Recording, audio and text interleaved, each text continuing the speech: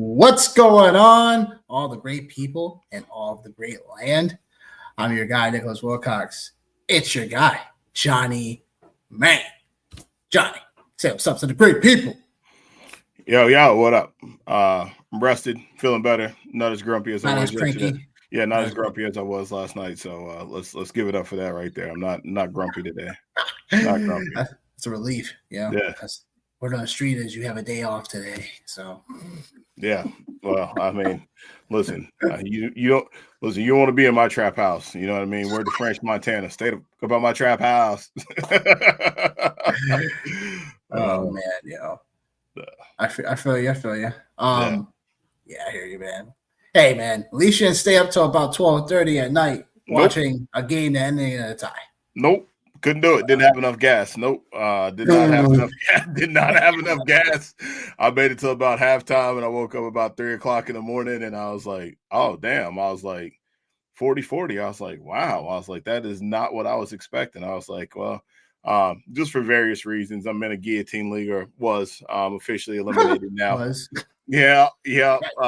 Between Mike Evans' injury and Malik Neighbors' injury, and then Dak Prescott going nuclear. Not a lot I could do in that space. So this week is my last week in that nuclear league, or in that guillotine league. Yeah, it basically is. Yeah. But the joke is on everybody else, because the only two players I even have worth rostering on my team is Jets and Caleb Williams. So everybody else is hurt. Whatever. So have fun with the leftovers. In that space, have fun with it, man.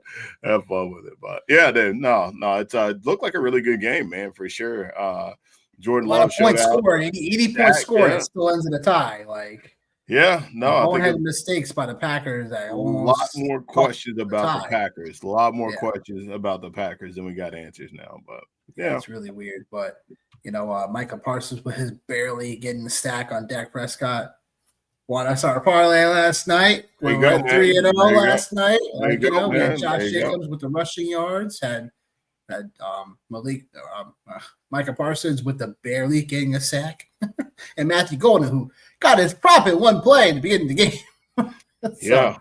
He was cooking last night in the prop shop last night. Yeah, I wasn't gonna play nothing else after the way I got dominated yesterday. I was like, no. I was like, I'll wake up tomorrow. I was like, I'll wake up and start all over again tomorrow. Like, I ain't doing it tonight, man. I ain't doing it. Like, I ain't doing it. Man. Sometimes the last game is a good game, so. No, sometimes you need to know when to say no. And last night, week 4 was a no week for me. So that's like, I need to walk away from it. I had to get something, because I was like, Henderson, 8 yards short for giving me a few more $100. I was like, man. But anyhow, got a little sidetrack. We got week 5 waiver additions coming to you live. We got the double shot of Monday Night Football. Not one, but 2 games tonight for a double header. Get the Jets and the Dolphins. They start at 7:15, and then we have the Bengals and the Broncos that start at 8:15. So we're gonna get into the waiver wire additions. We're gonna start with the teams that are gonna be on bye for the upcoming week. So that is your Steelers. They are your Bears. They are the Packers and the Falcons. They're all on bye upcoming this week. So there'll be some players, notably, obviously, that are gonna be potential replacements for your lineup. You have Rome Odunze here. You have Bijan Robinson, obviously Drake London coming off a heater. Kenneth Gainwell coming off a heater. Put some respect on Jordan Love's name. Put some respect on Jordan Love's name. Yeah. Get there. Oh, thanks. You started going quarterback and dipped running backs. I was going all over the place. Jeez. Oh, okay. Well, that's what I'm here for. Calm down. Don't get cranky over there, all right? Yeah. Let's get you a cookie. All right? Jordan Love killed it, obviously. So, Michael Penix, if you have him in a super deep league. So there's a bunch of different players you go around that are going to be on bye. So it'll be a crucial week for some people because some teams are coming off, a win, but are 2-2 heading into week 5. They're maybe got their first win of the year. So definitely pay attention to some of these waiver additions. So we got the quarterbacks up, and they are on the ticker below. So we got Stafford here once again, his 300-plus yard performance for 3 touchdowns. We have Sam Darnold, who's look decent, especially for people in a pinch. We got Jackson Dart here on the list because obviously it was before the announcement came after we had made this video. But when Jackson, Dart was officially starting for the Giants, we got Tua Tagovailoa, who was playing tonight. So if you still want to pick him up, and let's just say you're, again, Aaron Rodgers or whatever, like you were starting Michael Penix, wherever, you're a tight spot for quarterback, you still have some time to go pick him up. And then Spencer Rattler makes his list. Who's a priority in this overall like grouping? We play a lot of 12 teams. That's what we try to kind of give advice for, 12 teams and sometimes 14 at times. There's going to be some people that play in the 10, team as well. So, Johnny, who are you prioritizing here? My priority on this list, and I may have even said it last week, I'm going to go with Sam Darnold, man. Like, I think he's been playing really good football for sure. I like what's going on, man. Like, I like what they had going on earlier on in the preseason, and it's kind of rolling over as far as like play action, getting them out on the perimeter a little bit.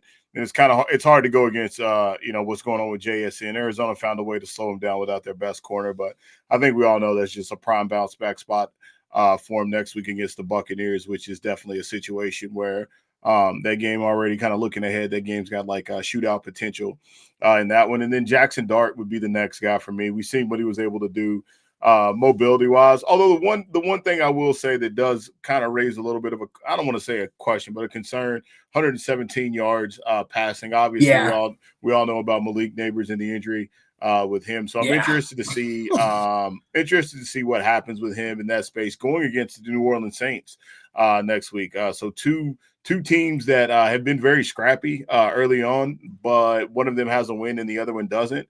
So my prioritization, those would be the first two guys that I would prioritize from this list here.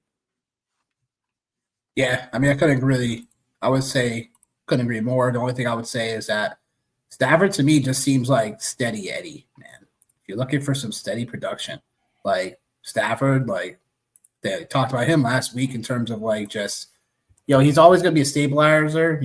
Puka Nacua is on a rocket ship right now. And just the volume wise, in a competitive format, like you're going to get, 30-something plus attempts from Stafford. He went 29-41 last week, 375 and 3 scores.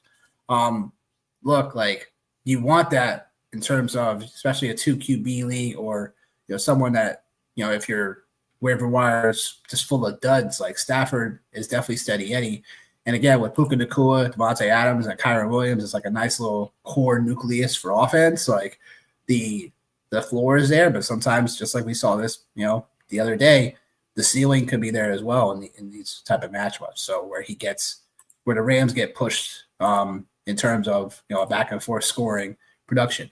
They get San Fran this week at home, and then they get Baltimore week 6, which Baltimore, after what the Chiefs just did to them. So I don't mind Stafford as being the guy that if you need someone steady. The upside, if Jackson Dart has some better matchups upcoming, I would tell you I'd be a little bit more optimistic. But like you said, 117 passing yards, like the running is going to be there, obviously, too. But it's something still where it's one of those things where if you're going to pick him up, you want to probably use him right away. But I would still say Stafford would be like the number one, but Jackson Dart obviously would be like the ceiling play after he gets through these tougher matchups. So question for you. So you said Stafford so far position ranked 19, 19, and 15. Obviously with this QB2 performance catapulting him. And then actually today, like before we got on just looking, he actually is averaging more yards or has averaged more yards against the Indianapolis Colts with a quarterback that has a minimum of 5 starts than any other quarterback in NFL history. So like that was one that kind of got biased in that space. But I just, I would challenge that just like I said, like with Sam Darnold versus him. I think obviously, like I said, like that game right there did propel him into the upper echelon of quarterbacks. He's now quarterback 10 on the year with that QB2 finish yesterday. But definitely can see where you would be coming in at that space. But I'll stand on business with Sam Darnold. No problem with that either. I mean, Sam Darnold has just continued just to do consistent things. Like, so I would say, yeah, I mean, look, both of those guys I think are definitely like good news for someone that's in like QB peril because it's out there right now. Yeah, it is. To the running backs, we go.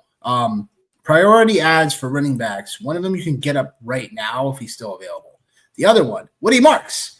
Been saying them for weeks on this channel. Been telling you, make sure you pick him up. Make sure you pick him up. So I'm hoping and praying that people have got Woody Marks stashed on their benches and they bought the breakout because we knew it was going to happen sooner or later. We talked about how Woody Marks' snap percentage was going up week by week, and the boom came this week. I didn't think the boom was going to happen this week, but it happened where they used Woody Marks not only just as the pass catching role that he did in college at USC, but also like, look, he ran the football as well. So they gave us some carries to football. So definitely liked Woody Marks as a prospect in terms of like where we were getting him in general, or like just a guy you want to stash up. So Woody Marks obviously priority ads, someone that is like basically like, I would say, look, like you drop a ton of fab on. The other person you could probably still pick up in your leagues, 44% owned in sleeper leagues right now, Ollie Gordon. We know he's technically like the unofficial like goal line back for the Dolphins. So it's something where you stash him, really find out what's happening, and see where it goes. Like, did you have anyone that you wanted to put on for a priority ad? No, like, I mean, like, I think Woody Marks is the priority ad for me. I think Ollie Gordon, I think that's kind of hit or miss in my opinion, like with him, just because obviously lottery ticket. Yeah, I mean, so I wouldn't put him as a priority. I think the other guy that like we'll talk about later, I'll go ahead and say like I like him a lot more, and that's Keandre Miller for the Saints. Like he's pretty much in the same space as Woody Marks. He's somebody that his playing time has been going up. It's been going up. And the one thing about it is it looks like at this point, like Alvin Kamara, like he's still Alvin Kamara, like don't get it twisted. But Keandre Miller is somebody that was a decent prospect when he came out of college. Also a TCU teammate as well of Quentin Johnston.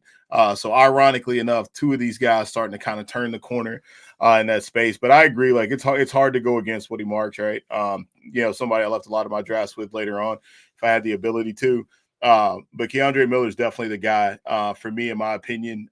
Playing time's been going up. He had his first game of his entire career where he had double-digit carries. So I think, he's somebody that, you can definitely prioritize as a flex play. And, we're talking about a little bit, man, yesterday, like the Saints, like they're not as bad as it seems. And I think like too, could potentially give some versatility, right, to Alvin Kamara as far as like some of the things that like he does in a passing game. So now if you have somebody who can run the ball, it just gives you the ability to kind of dress things up a little bit differently if you're the New Orleans Saints. So that would be him and Woody Marks would be my two priority guys this week for sure. Yeah, I like Keandre Miller as well in terms of like this week. You're trying to pick up someone that might not cost you as much fab wise. I'm just definitely curious on how, if Alvin Kamara gets moved, like Keandre Miller right there. But I would say like, yeah, definitely someone I would, be prioritized. I'd say Ollie Gordon, because you can still make a nice little sneaky move and, pick him up now in your leagues and then see like, if he could continue this type of trend. That's why he's a priority ad for me. Miami Dolphins offense still somewhat of a so-called mess, but it's something where I think you can still give him a decent projection week by week. But the other guys on this list, like Blake Corum is starting to get a little bit more nipping at the heels of Kyron, at least potentially getting some standalone value, which I kind of like to see. We talked about Blake Corum before. So he's someone that, he definitely could be someone that could be stashed, especially after waiver claims for sure. That Rico Dowell is someone that same thing, starting to kind of chip away at Chippa Hubbard a little bit. I know he got some run, obviously, at garbage time because New England was smacking those cheeks so hard. But like they got Rico Dowell a little bit more run than normal, and I do think that Rico can find Rico Frico. He could find himself with an interesting role, especially if you're in a deeper format or you want someone just to stash just to find out what happens because. Carolina could find themselves in a situation later on in the season where they're just not playing for much. So that's where the split backfield can become even more potent. So it's something to wait and see, watch. But same thing with Kyle Monungai because DeAndre Swift was one of my guys coming into the league the season, but man, like, can we get a bit more production? Like Swift, like, come on, man. Like, you were given the keys to the kingdom. Like, they didn't want to grab anybody else. Don't flounder it. Because it's just not going to cut it. Like, you haven't gotten more than 65 yards rushing in your 4 games, you know? So, I mean, the good news is with Swift is that he's still going to give you some nice catches. But with Monungai, like, the percentage of snaps is still going a bit more up and up, which is good to see. And if you're just watching the situation, I still think Monungai should find himself stash worthy. And the same thing goes with Rashard Smith. Like, I stand on him in terms of, like, he was one of those guys that for me, in terms of, like, the industry not being so high on him at first, like, it was like, but this guy is a, you know, converted receiver similar to Tyrone Tracy. But overall, I think could still find himself in that stash, you know, in situation because look, like, he saw a little bit more, you know, he had 3 catches, 27 yards this past week. So he could be starting to get there a little bit. It's just something where I want to keep Rashard Smith stashed as best I can in all my leagues because I do think that there's going to be somewhat of a changing of that guard, hopefully soon enough. I'm not saying that Pacheco is going to find himself like, you know, ousted or Kareem Hunt, but I do think that Rashard Smith could find himself getting him some nice standalone value and could be one of those guys later on that could really, really push for being a solid contributor for your lineups later in the year. Yeah, I don't disagree with you on you know, Rashard Smith. Got him in a few places, season-long league specifically, best ball. Like I got him in a couple here and there, but like yeah, like just a really great like last pick of the draft kind of guy for sure. And Andy Reid has done, you know, wonders with guys later on.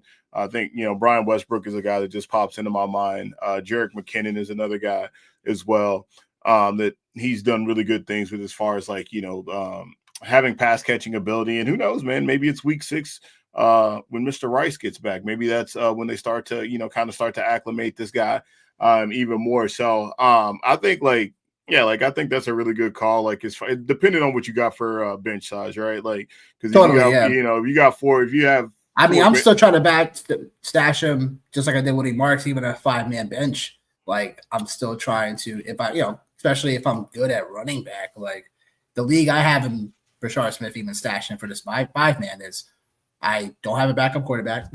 For running backs, you only have to start 2. So it's like, all right, I can start I can start up to 4 running backs if I want to, but I only need to start 2.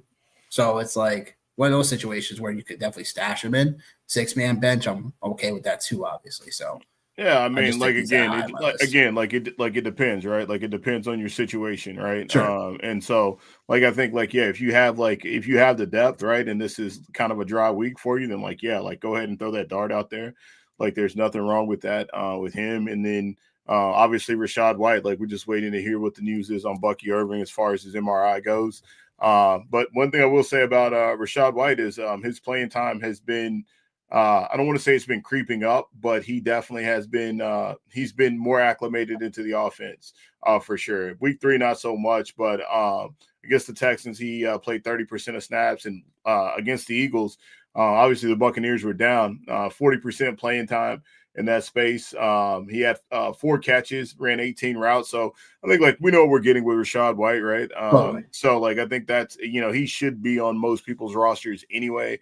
But like, you know, if he's not on your roster, especially depending on what this Bucky Irving uses, and even if we don't hear anything right now, right, this is one of the things like you can do is you can just go be proactive and go grab him up if he's available in your league before, which I mean, it's probably not going to happen right now because waivers are locked in most cases, right? They are. You couldn't get him anyway. Yeah, but still though, like, you know, he should be a guy that should be he should be on most people's roster at this point.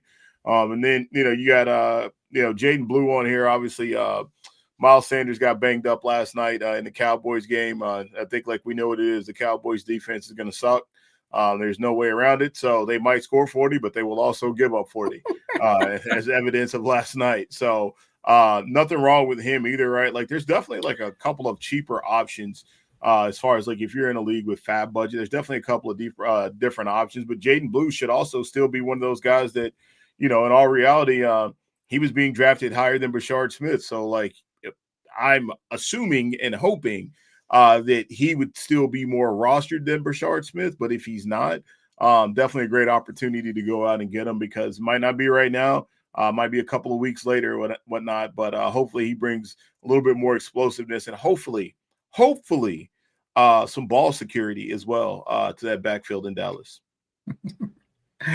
I'm just hoping he gets on the field soon enough. You know what I'm saying? Like, it's something where, you can't evaluate him from a fantasy football analysis where he's not on the field.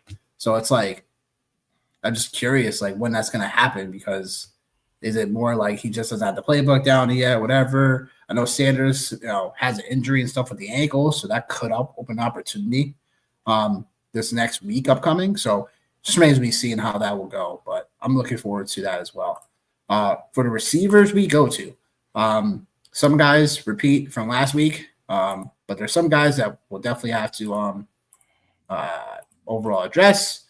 And, again, our guy, A.O. Manor, because Ridley, how there was like a chart where seeing how the snap percentages were going, Ridley only ran like 40%, like routes run, 40%.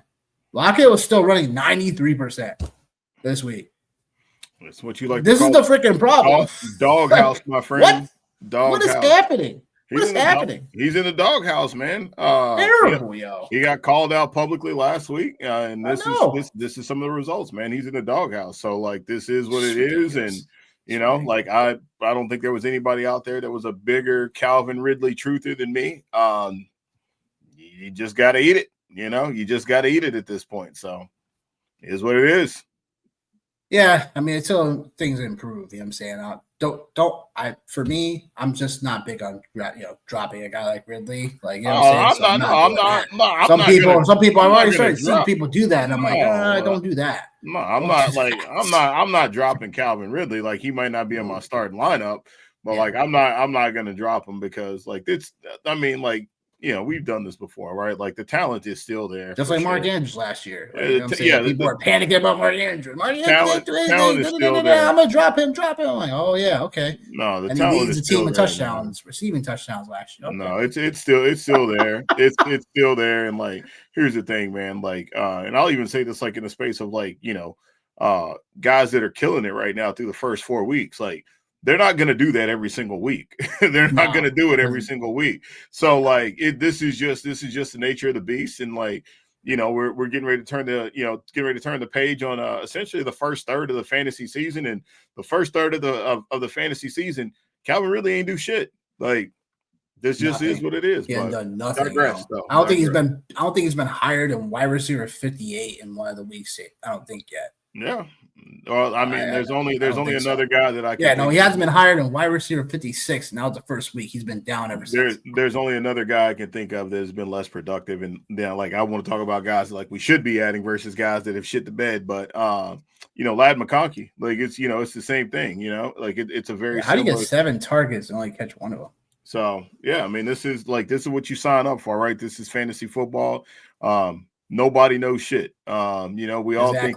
We all think we do, and like we're gonna be right about some things, and like there's some things we're gonna be wrong about. And so through 4 weeks, dead wrong on Calvin Ridley, and I don't have a problem saying that.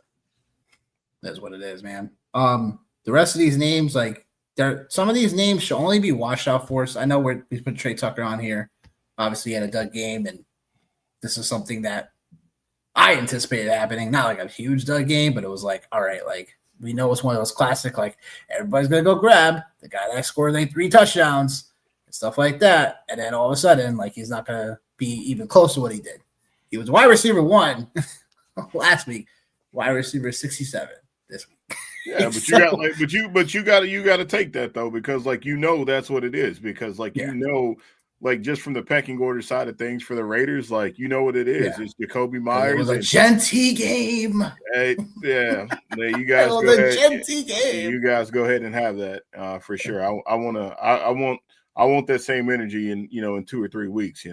For sure with the Genty truthers out there. But yeah, we know what it is with the Raiders. We know what the passing game is, man. It goes through Brock Bowers and Jacoby Myers, and Brock Bowers didn't look good yesterday, and neither did Jacoby Myers. So, you know, it is what it is, man, with Trey Tucker. And like now, like, you know, with Boz coming up, like this is where those type of players will start to shine, because you don't have a choice but to play them in this space. Like everybody's going to be out of their comfort zone. Especially you spent $70 on him in a cookout league. Oh, sorry. Everybody's going to be out of their. Everybody's going to be out of their comfort zone. Everybody's going to be out of their comfort zone. You know, from now between week 4 and week 14 with Boz, like you're gonna have true ballers come out to play now. You know. Well, no, you're gonna have to play guys that, you know, normally and ordinarily wouldn't see your lineup. So, you know, a new season begins now starting week 4. So that's real. Couple of names that kind of show up. Gotta talk about Darius Slayton / Wan'Dale Robinson. If Wan'Dale Robinson's out there, I know he's in a good amount of leagues still, but I know sometimes people don't play on Sleeper, they play on ESPN, whatever. But it's like, yeah, he's still out there. But I would say, yeah, the situation calls for should be one of these guys there. Hopefully, you know, again, with this struggle, you know, the schedule upcoming is not great. You know, outside of this upcoming week against New Orleans, Philly, Denver, Philly again, like after New Orleans. So it's just gonna be tough sledding. But I think Darius Slayton could still be a guy I was getting one of my best ball drafts because I thought he was gonna be used more vertically because of Russell Wilson being in the lineup. But now, Slayton playing 97% snap share this past week.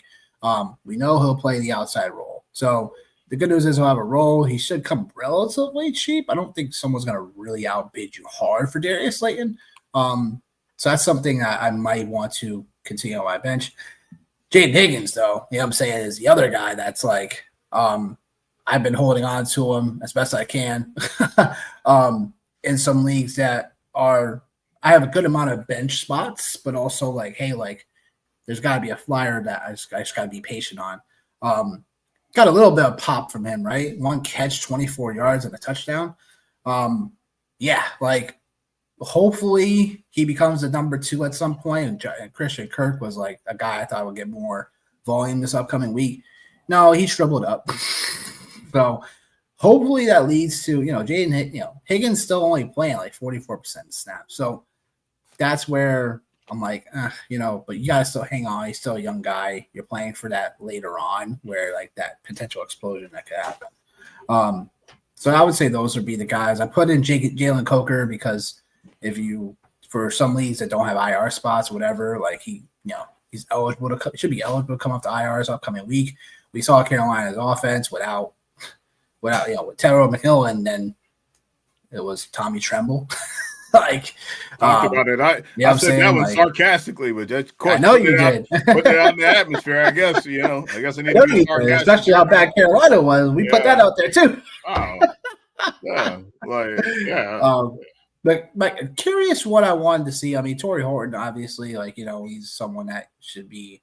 I know people were impatient, kind of dropped him a little bit after that they saw this past Thursday, but I think he's someone that is on here that you should be prioritizing here in some facet. But Greg Dortch was a bit interesting for me. Arizona outside of McBride and MHJ, when their offense gets going, like Dortch could be someone that you could potentially be a bye week fill-in upcoming. Arizona gets Tennessee this week, so that should be interesting. But again, George is one of those guys that might cost you $1 or whatever for fab, or just a nice little free agent pickup. Just kind of see where things go. Michael Wilson technically too, but it remains to be seen who's going to be that other threat outside of McBride and MSJ for Arizona. Yeah, I mean, like Darius Slayton's the guy, like on this list, like in my opinion, like he's the guy, almost a 20% target share on Sunday after Malik Neighbors went down. And now, right, like there's also something to be said as well as far as like any type of potential chemistry, like second team chemistry, right, with Jackson Dart and those type of guys, or any player, like, or any quarterback for that matter. Working with the second team guys, and like Darius Slayton, man, like he's had his moments where he's like popped and he's flashed for us before, and he's 28 years old, so this might, I'm not going to say it's a breakout, but like he is a viable flex option at least I believe, moving forward. Because Wandell is pretty much like, he's a slot mover for sure. So Darius Slayton is somebody that, low key is very interesting because, I mean, if you believe in Jackson Dart, then you got to believe in one of these pass catchers here for the New York Giants, for sure. So I think he's the guy that I'm the most interested in this space. And then the other guy that and I'll keep saying it, and I said it last week, so I'll say it again, is Tyquan Thornton, and I'm still interested in him until obviously Rashee Rice comes back. But at this point, he's a guy I feel like that Patrick Mahomes trusts. And you can see that, right? As he's somebody that Patrick Mahomes, he goes to him. He'll go to him, no problem. Playing time was definitely down this week. They didn't need to play him because obviously they were absolutely beating the brakes off of people, for sure. But I mean, he was a fringe wide receiver 3. He finished wide receiver 39 overall this week, wide receiver 15 the previous week, and wide receiver 31. So he's definitely a viable option in your fantasy lineups until Rashee Rice gets back. So again, might not be sexy. And hey man, I love players like that. I love players that you don't have to go out and break the bank on, players that you don't have to spend a waiver wire priority claim on, right? Because when you're battling for the name brand guy, a lot of times that's right. Name brand is right. Yeah, a lot of times it's true. A lot of times, they'll let you down. But Tyquan Thornton has definitely been somebody that he's a serviceable play. So those are my two guys that I look at. And then third, I'll say Jalen Coker. Alec Aminor, I think everybody, if you watch, you already know how we view those guys for sure. Good, bad, or indifferent for me with the Titans as far as pass catchers. Not because I'm from Tennessee, but I just think that there's still a lot of untapped potential there in that skill room, and even with Cam Ward still. But Jalen Coker, he's obviously somebody you got to take a look at for sure. Carolina's just hurting in every aspect of skill position, right? Ted McMillan is the only thing that's good in that space, and it's 60 yards, 6 catches, something in that space. So who knows, man? We might see the red rifle here pretty soon in Andy Dalton, and if we do, then I think we can probably, yeah, hey, man, yo, I know. We could expect. I'm rooting for Bryce Young still, but man, come on. Yeah, listen, hey man, yeah, that's what you get when you play at Alabama. So I got no love lost for him. I knew that was coming down the line soon enough for sure. Yeah, I knew it. But okay, tight ends we go. Some guys again, depending on your waiver wire, will still be out there. I doubt Hunter Henry be out there, but I still wanted to put him on there just in case, he'd be that guy you pick up. Brenton Strange, I would say Jacksonville got a win like we predicted. At least I said cover the points, which they did that. But, yeah, I didn't take them to win. I knew I called it to be away, but I meant called it to be a close game. Yeah. So that line held true for sure.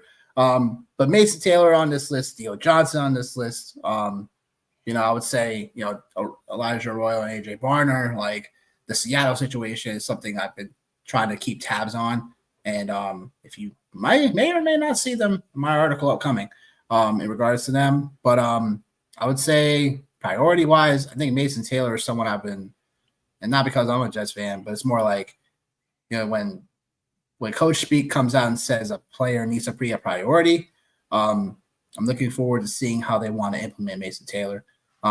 He finally got more of a usage bump when Tyrod was in the game. So it's something where I don't think people are hip to overall Mason Taylor because he's only owned 11% of sleeper leagues. And again, snap share continues to be a good place for him. It's just production. Now, this past week was, he got targeted 6 times. So, and again, he's someone you could probably pick up right now before the game starts. So it's a nice little sneaky ad and someone I want to put on my priority list. I think Theo Johnson for me is the other if Hunter Henry and Strange are taken. I think Theo Johnson was someone I was just clicking the button late on in best ball just because he's a physical specimen. And I think him getting 5 targets this past week with Jackson Dart in, it's something I just want to keep my eyes peeled on and have him stashed up, especially when he didn't completely blow up per se. He had those three catches, 17 yards, and a touchdown, but it wasn't like a spot where they blow up. But he's a nice alternative option if you don't get Wandell or Darius Slayton for an offense that, you're hoping Jackson Dart develops pretty quickly. But if you're, hampering for tight end help still, Theo Johnson could be it. Also, Jake Tongues, I forgot to add him on this list, but for the Niners. But obviously, George Kittle right around the corner from coming back soon. But he's someone that if you're in a pinch for, he was a tight end 5, before these Monday night games start. 3 catches, 58 yards, and a touchdown. Started to really, get some real chemistry with Brock Purdy being back in the lineup. So those will be some guys that I think I'm prioritizing. We thought K-Nott would probably have a better showcase, but it was Godwin coming back, and pretty much took that away from him. Yeah, no, Hunter Henry, I think that's obviously a pretty straight ahead call. Brenton Strange is the other guy that I would probably say could potentially still be out there for you, but I feel like most people have Hunter Henry on their roster. Brenton Strange, if he is available, that needs to be the guy that you go get for sure. I think he's tight end 7 week 3, tight end 14 last week. And it looks like he's not going anywhere. And that's 7 targets back-to-back games. So 6 catches, 7 targets, back-to-back games. So he's the guy. He's the guy that I would prioritize. I'm going to go against everybody on this list, and you actually took my guy off the list, which was Cole Kmet. That I know. I took him off because he's on bye. Well, but we got other guys up here too that are in that same space too. But Cole Kmet's a guy that we don't know what's going on with Colston Loveland or what the time frame looks like for him. Again, talk about a player that's inexpensive for you to be able to go get. Cole Kmet is the guy for you to be able to go get. He's a guy I have him on my Scott Fishbowl team. He's also a guy that's playing a lot of football just in general. 9 targets last week, and so this is a guy and this is a situation to keep monitored as far as Colston Loveland goes and whatever's going on with him. Cole Kmet's a guy that could end up being a really good value for you. Moving forward, depending on the injury prognosis. And then talk about another thing as well, DJ Moore, a lot of questions there still with him and what's going on in Chicago, man. A lot of questions, DJ Moore right now. So 9 targets, again, nine targets for Cole Kmet last week. The Bears are on a bye, right? So again, talking about inexpensive ways and ways not to burn fab and ways not to, burn waiver wire claims. I just gave you one with Cole Kmet at the tight end position. So keep an eye out for him. Keep your ears and eyes glued to what's going on with Colston Loveland. But Cole Kmet's a guy that I feel comfortable going back to the well with. Oh yeah. Talk about someone that's in that space of what did I say? Because Loveland was inactive. So, it remains to be seen. Obviously, the bye, we'll have to double-check that situation. But, that situation comes about after their bye week. Yeah, then definitely Cole Kmet is someone that you can stash up right now. If you have a waiver, a roster spot available for him, definitely. Totally. So, look, those are the tight ends we got. Gadsden, someone still I do like. Chig, same thing. It's just they just haven't materialized just yet. So, especially Chig, which I'm kind of Tennessee, man, they flounder and everything. They suck right now. They suck. Cam Ward said it. They suck. He said, "I'm gonna keep it a buck," and they suck. It is what it is. He ain't wrong. They are not very good right now. Can't hide it. Can't hide it. You know what I'm saying? Nope. They say you can't hide it. Streaming defense, real quick. If you want more questions about defense or whatever, sure. But Cardinals, getting the Titans, right? And they're going to be Cardinals getting them at home. And look, man, like you just said, they suck until it turns around for them. The Cardinals could give up, a few points here and there, but they have in the 4 games, they've had success. They've had 3 sacks. They've had a turnover in each of those games. One of those for a touchdown. So Cam Ward has thrown a pick 6 already before, so there's probably a cheap defense like the Cardinals. If for some reason you can't get some of these other defenses that might still be out there based on matchups. So just double check your waiver wires for the Cardinals because, like you said, so keep on attacking this situation until the Titans, so-called try to get their situation and themselves back on track. So to the Monday night games we go. Monday Night Football. We got the double shot of Monday Night Football. We have the Jets getting 2.5 going on the road to Miami to take on the Dolphins. The over-under, I believe, is still 45.5 when I double-checked and put this the other day, but did it change at all? Yeah, it went down a point. So 44.5 according to DraftKings. I would say that, coming into this one, the Jets getting favored the Dolphins getting favored 2.5.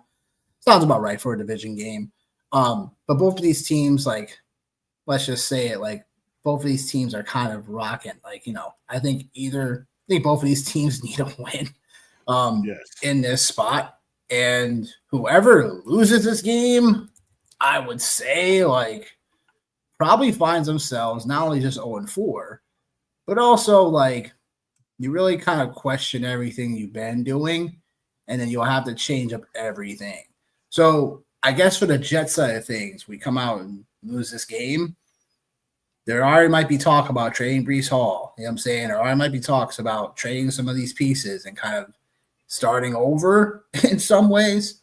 Because up to this point, especially if you lose tonight, it hasn't come up the show. I'm not exactly in agreement with that, but I will say, you want to at least get a win after, we try to treat the season in quarters-ish, right? You want to get out, you want to go out and win a football game. So I think there's opportunity to do so. I'm taking my boys 2.5.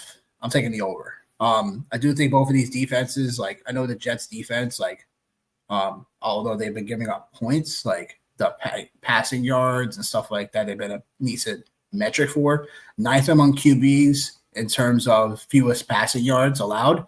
So obviously Sauce Gardner and whatnot commands this team pretty well in terms of via the pass. But I think the situation for Miami on the other side, they go in a 0-4 start. We could be hearing Tyreek trades out to Wuha. We could be, that's definitely something we could probably just hear if they lose this game. So but I'm going with my boys 2.5. I'm going with the over because I do think this could be an opportunity where both defense are going to bleed some points. Miami is bottom 5 in terms of points allowed as well. So that's what I got. What do you say, John? Yeah, I think, my opinion, I think this is just a get-right spot for the Jets. I think it's a get-right spot for Justin Fields and Breece Hall. Miami's, other than the Titans and the Cowboys, this is the worst defense in the NFL. And, you could close your eyes and pick on any given Sunday on which one would be the worst. So I like those guys in this spot for sure. I like Garrett Wilson too. I like him in this spot. Again, with the Jets, you know where the ball is going. You know what's going on. So I'm looking forward to Justin Fields tonight. Actually, I'm pretty sure he's actually no, he's not my highest on QB. Almost at 43% versus Bo Nix in his 48. But Justin Fields, I think he has a game tonight. You mentioned Tyreek Hill, Pittsburgh. That's a great place to go. If you end up 0-4, we'll take him because obviously we'll need another wide receiver. But one thing I do want to call out about the Jets, they've actually been the worst team in football on design runs in between the tackles, giving up 247 yards in that space. So I know it's not exactly Devon Achane's game, but obviously you get your best player in those type of situations. So be interested to see what happens tonight in that space with him. But I think the Jets are just, and this ain't saying a whole lot, but I think the Jets are a better football team, especially on the defensive side of the ball. And again, man, we know what it is with Tua and his lack of mobility. For the Dolphins tonight is get the ball out quick and get the ball out quick and get the ball out quick is what it is. So I'll take the Jets in the 2.5 tonight. And I think Breece Hall is going to show back up and have a monster night tonight. Okay. So for this game, I got Breece Hall over 56.5 rush yards. To your point, Jets have to get the run game going. Like, it's been, you're splitting and stuff like that, and that's good and all. I just think that with Breece Hall, like, he's way more talented that, comes out of paper. I like the receiving yards as well, but I just went with the rush yards because the Jets, this should be the identity, especially with Justin Fields being back in the lineup. That should open your playbook for better option plays. Not that you couldn't do it with Tyrod, but that should open up your plays. That should open up your playbook more to QB options and runs and stuff like that. But I do think Breece Hall, either the rush yards or receiving, but I'm going to go with the rush yards here. Just because in a back and forth game that it should go, trying to establish your identity, which is running the football. So Breece Hall should get this 57 yards, hopefully. Mason Taylor, this line's too low, especially with all the coach speak, in my opinion. Like I was saying earlier, 6 targets this past week. So Mason Taylor should find himself being more involved. I think the 20.5 is, again, a nice little lower line. I think we're going to get away with something a little bit here in this game. And then lastly, Devon Achane, anytime touchdown. Devon Achane, like, look, he is the engine of this offense. And I will say, like, when he's involved, like, it's the Dolphins find themselves getting more angles you can see on the tape. Like, when Achane gets himself involved, when he takes advantage of the linebackers, like, that's what's going to be important for the Jets tonight is to, if you're going to be in one-on-one situations with Achane, like, it better be in the zone coverage. It better not be like a one-on-one against a linebacker or a safety. Make sure you're playing your gaps because Achane, all it takes is a nice little catch and go for him. So I do think he'll find the end zone tonight, though, whether it be rushing or receiving. So anytime touchdown bet. I got a quick one. Yeah. Can't play this on DraftKings or anything. Who gets their first rushing touchdown tonight? Breece Hall or Devon Achane? Oh, no. Rushing? Rushing. Neither one of them have a rushing TD on the season. I know, but who gets it first? I say Breece Hall. Fair enough. Yeah, the only reason why is because I know Ali Gordon, like we just talked about him earlier, being the potential, like, goal line-ish guy. So that makes some more sense. Braylon Allen is you guys' goal line guy too. Like, don't forget the Braylon Allen. Don't forget the Braylon Allen hype. Don't forget it. Yeah, it didn't come from me. Don't make it did not come from me. No, it did not come from me. It did not come from me. You ain't gonna get that one from me. It didn't come from me. It didn't come from me. Anyhow, to the other Monday Night Football game we have on the schedule. We had the Bengals getting 7.5 going on the road to Denver in a spot where, yikes, Jake Browning and this Bengals offense, yikes. This is not the spot you probably want to try to bounce back on. After scoring only 3 points last week against Vikings, now you're going on the road again to Denver against a stouted Denver defense. What do you have to say about this game? I mean, what? Are you for real? You're gonna kick it over to me for analysis for this game? Like, you're gonna kick it over to analysis for me? Yeah, go ahead, go ahead, man. Go ahead and kill the last. Go ahead and kill the last 5 minutes, bro. Because yeah. I fed you. Like, for real. Like, you are hilarious, yo. What do you want me to say? Like, what do you want me to say? The Bengals have a chance? Is that what you want me to say? Sure, they have a chance. Sure, just like anybody does. Like, we've seen that with the Giants. Like, anybody, anybody has a chance. Yeah. So, yeah, I guess let me tell you about Jamar Chase and his 27 targets and 21 catches on the season. Like, 77% catch rate. Let me tell you about that. Let me tell you about Jake Browning and his 3 touchdowns and 5 picks. Like, let me tell you about the fact that RJ Harvey is actually averaging almost close to 6 yards per carry, but is still not getting the ball. Let me tell you about how bad the Cincinnati Bengals defense is already. Let me tell you about Cortland Sutton and how this should be a game that he should pop off. Like, let me tell you about Chase Brown and how, like, he hasn't showed up to the party yet on any single game with or without Joe Burrow. So, yeah, I guess respectfully, I guess I'll say that, yes, the Broncos should win this game. And if they don't win this game, that'll be very troubling. So I'm going to just talk about my 20 lineup entry that I got on DraftKings, which is pretty chalky for the most part. Like I said, Bo Nix is my highest played guy, 48% out of the 20 lineups, followed by Justin Fields. And I do have a sprinkle of Tua in there as well with 2 lineups, just because you never know. Devon Achane is the guy that, like, you got to play tonight. He's the must-start guy in the space on DraftKings. However, I just shit on Chase Brown, but I do have him slightly playing him a little bit more than Breece Hall, just from a ownership. You think he gets it going tonight? Because there's a lot of people that are petrified about Chase Brown right now. I don't think we're gonna see what we saw last year. I think like we all got a temporary expectation. Very likely. I think like we all got to look at him now at this point. At least for me, the way I got to look at it is I got to look at him as a flex option at this point, because I think even like considering him as a running back too, until he shows something different is completely off the books at this point. So.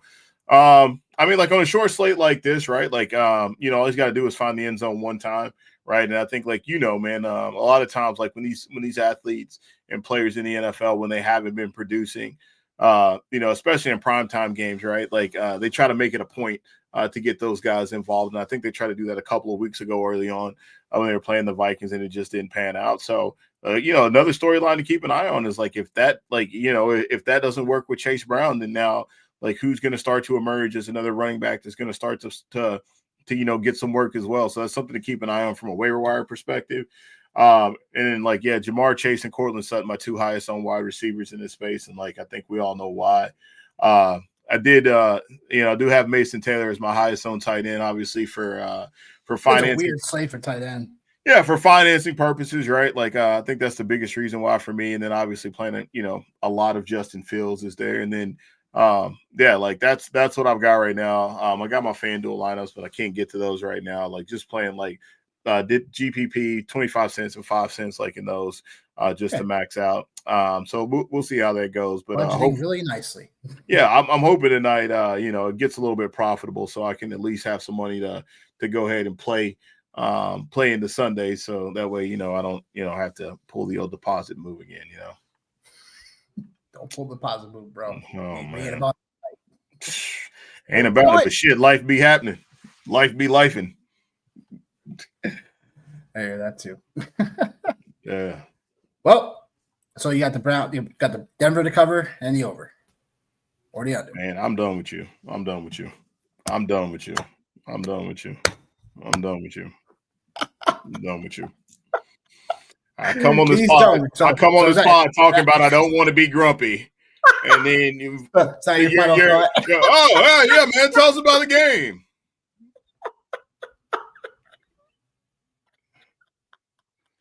Hilarious, yeah. Oh boy, yo. Well, any final thoughts, Johnny, before you take a nap? No, I ain't got to take a nap. I'm well rested now, man. I got my nap last night, man. I'm good. I'm good to stay up and watch bad football tonight because I'll go to sleep on the good football. So don't worry. Yeah, I got all the energy in the world to stay up till 11:30 or midnight tonight to watch the Bengals and the Browns. So excuse me, my bad. Bengals and the Browns. The Bengals and the Broncos. My bad. Excuse me. Oh boy. You said, it doesn't get any easier. Chiefs and Saints next week. Yeah, no, it's Chiefs and Jags next week. Chiefs and Jags next week on Monday Night Football. Yeah, that actually is a real game, and whoever's idea that was, boy. I'm not a conspiracy. I'm not a conspiracy theory guy, but smells like they must have known something we didn't, man. With the Jags coming into this game, having a better record than the Chiefs. But hey, man, I'm just a C+ podcast over here trying to get by on my charming good looks and wit. Oh, D+. Yeah, see. All right. Yeah. Well. That'll do it here for us. Breaking it down. Next time we'll be live is Sunday, but definitely if you ain't following us, liking us on Twitter, the X platform, If you ain't following us on the Fantasy Football Show on Facebook, show some love there. And our YouTube channel as well. Please show some love across the board. We love y'all. Appreciate y'all. We'll see y'all in the next video. Peace.